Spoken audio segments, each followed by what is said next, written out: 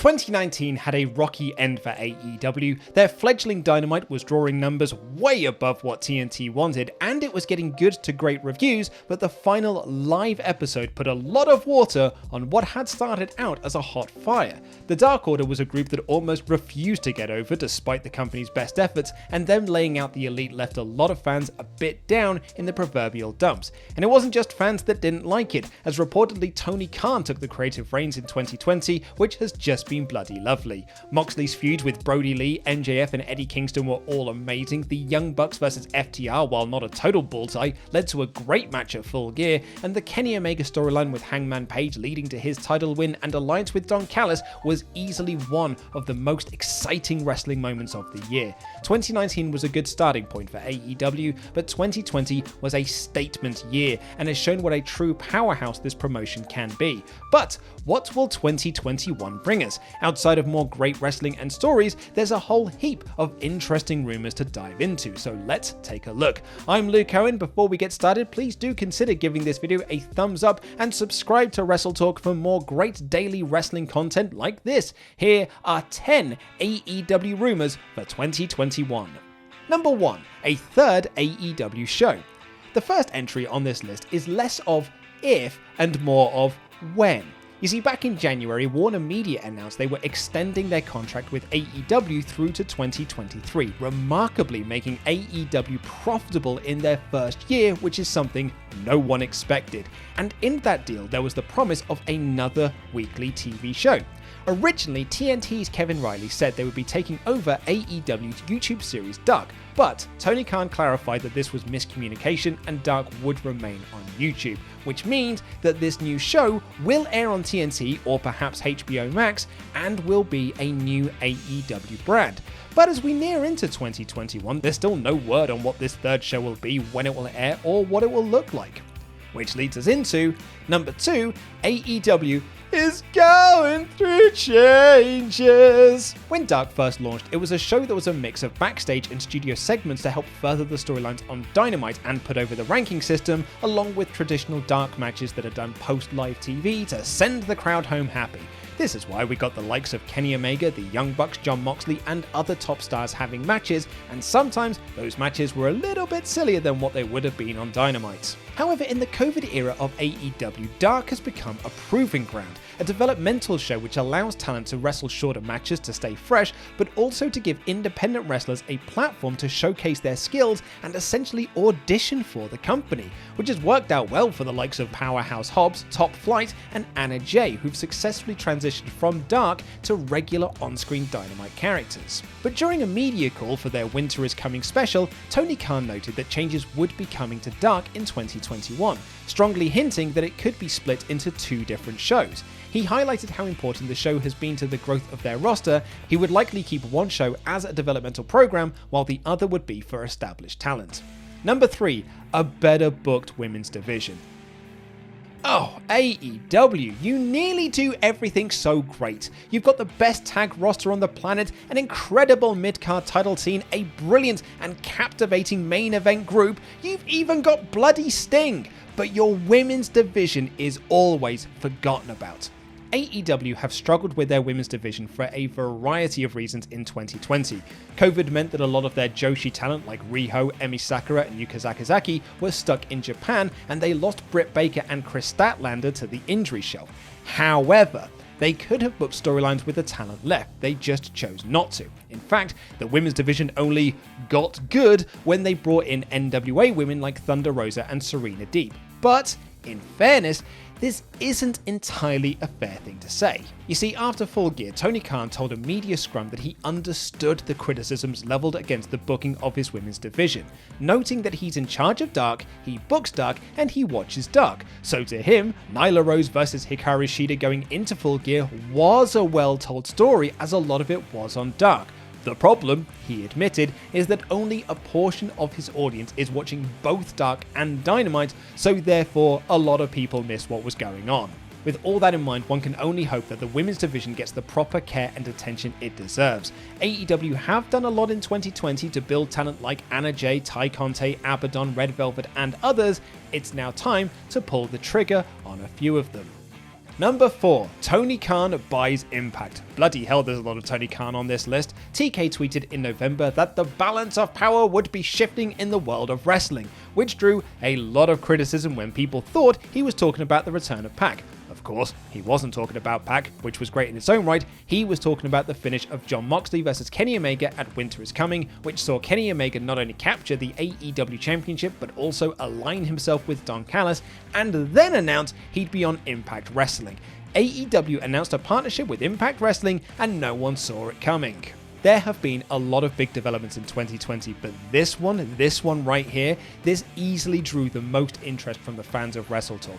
That AEW Dynamite review stream did 3 times more viewers than it usually does. And one of the big talking points was whether or not Tony Khan would buy Impact Wrestling, something he himself alluded to on Impact that following Tuesday in a paid-for advertising slot. It should be noted, however, that Dave Meltzer wrote in the Wrestling Observer newsletter that this was intended to be a spoof, as Anthem reportedly wanted to sell Impact to him in 2019, but Khan showed no interest in doing so. So, now you know. And knowing is half the battle.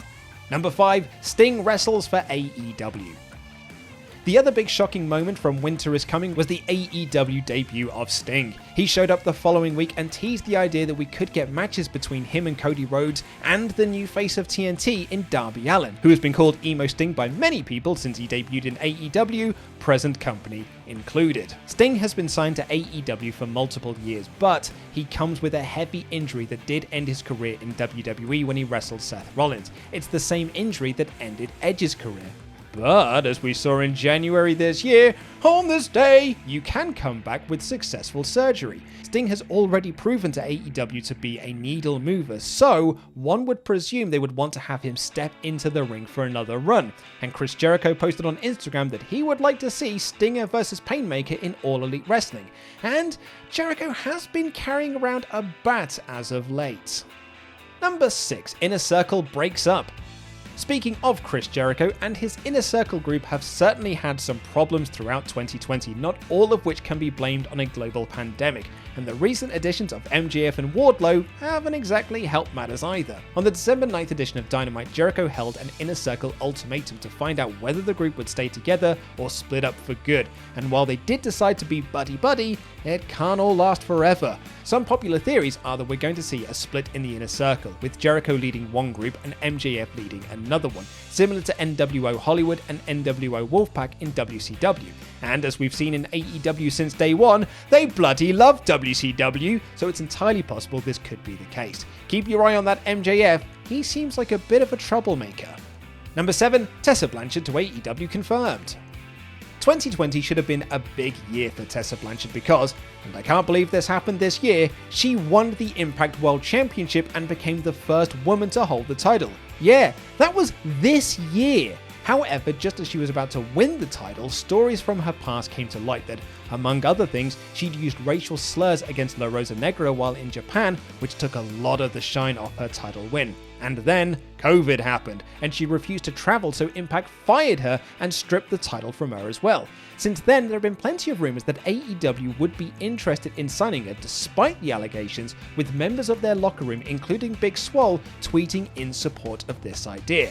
But then reports came out that said AEW weren't interested in Tessa Blanchard at all. Reports that have since been refuted by Wrestling Inc., who claimed that both WWE and AEW are interested in signing her. However, according to the report, Blanchard is not making any decisions yet and is going to remain in Mexico until this pandemic lark has blown over. So, I guess that could happen in 2021, or possibly 2025, 2030, who knows at this point. Number 8, Ricochet to AEW confirmed.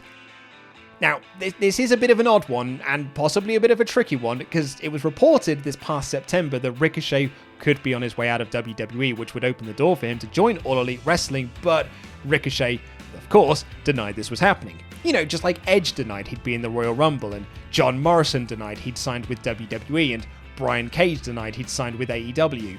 All kidding aside, there isn't much to this rumour apart from the fact it's a rumour. Still, it's no secret that Ricochet has had a terrible 2020 in WWE, going from being squashed by Brock Lesnar in 88 seconds to jobbing to Riddick f***ing Moss over the 24/7 f***ing championship, to feuding with f***ing Retribution in whatever the f*** this is. So perhaps pastures new are on the horizon for old Ricochet. Number 9. Trios Championships. This is an odd one as well, as it's a rumour that started on the Jericho Cruise back in January, where reportedly following a match between the Elite and SCU, Kenny Omega announced they would introduce Trios Championships and crown the new champions in a tournament on the 2021 cruise, a report that Dave Meltzer backed up, and was bolstered by the fact that an episode of Dynamite was supposed to air from the 2021 cruise live. But then all of a sudden, these reports were denied by AEW, denied again, despite the fact that apparently Kenny Omega said it. That was until the post-Full Gear conference call when Tony Khan, hey, welcome back to the list, Tony, said they were seriously considering adding the belts to the company in 2021, and it would make sense to bring them in now, as it feels like AEW have a selection box of trios teams, including Team Taz, Jurassic Express, Death Triangle, The Family, SCU, Dark Order, Inner Circle, and The Elite, to name but a few. And number 10, Kenny the Belt Collector / New Japan Partnership. Sure, it's exciting that Kenny Omega is the AEW champion. Sure, it's exciting he's with Don Callis. Sure, it's exciting they're working with Impact. But you know what else is exciting? The possible rumours of Kenny Omega becoming the Belt Collector, going around various promotions and winning their top titles. He's already the AEW and AAA champion, and they hinted on Impact that he could go after Rich Swann's Impact Championship too. And Don Callis has got great ties with New Japan, orchestrating the classic between Omega and Chris Jericho that indirectly led to the creation of All Elite Wrestling. The Forbidden Door could finally be opening, a door that was very much shut by Harold Meij, with reports saying that certain members of the AEW roster, cough Kenny Omega, cough the Young Bucks, cough, were not fans of Meij, and a possible working relationship with New Japan would only be possible if he was out of the picture. Well, Meij is now out of the picture after he stepped down from Bushi Road in the fall. So what if Kenny's belt collecting takes him back to Japan? And what if that title is held by his former golden lover, Kota Ibushi? Oh, I mean, it's only a rumour and it's conjecture at this point, but I mean, it's bloody exciting, isn't it? And you know what? We're all in the holiday spirit. Here's a bonus rumour for 2021. Number 11, CM Punk to AEW confirmed. Of course CM Punk was going to be on this list. Of course he was. CM Punk's on all of these lists. Every year he's on a list. And CM Punk was high on the list of people Tony Khan wanted in AEW since the very beginning, reportedly offering him a big money deal to appear on the first episode of Dynamite, but CM Punk remains away. However, he did say on Renee Paquette's Oral Sessions podcast that if he had the option, he would wrestle in AEW over WWE because there's more new faces for him to take on, specifically naming Kenny Omega and the Young Bucks. If that won't start the rumor mill, and bigger rumors have been started on much less, I don't know what will. So those are the big rumors for All Elite Wrestling in 2021. Which ones excite you the most? Please do give this video a thumbs up and subscribe to WrestleTalk for more great content like this. I've been Luke Owen, jam that jam.